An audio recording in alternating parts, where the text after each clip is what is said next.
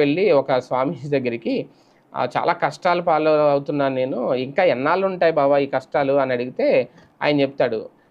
నీకు ఈ కష్టాలు ఒక 4, 5 ఏళ్ళు తప్పవు బాబు అంటే, 4, 5 ఏళ్ళ తర్వాత తగ్గిపోతాయంటే, లేదు అలవాటయిపోతాయి అంటాడు. అలాగా రాజకీయాల్లో గూడా పదవుల కోసం ఎదురు జూసిన వాళ్ళు, ఆ పదవులు రాకపోతే చూస్తారు, ఎదురు జూస్తారు, ఎదురు జూస్తారు. మెంటల్‌గా ఫిక్స్ అయిపోతారు.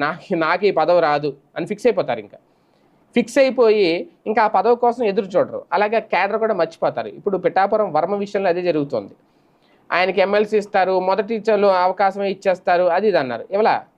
తర్వాత ఇవ్వలా. తర్వాత కూడా ఇవ్వలేదు. తర్వాత నాగబాబు గారికొచ్చింది గానీ ఆయనకి అవకాశం రాలేదు పిఠాపురంలో. తెలుగుదేశం పార్టీకి సంబంధించి ఆయన సీట్ సాక్రిఫైస్ చేసినా సరే.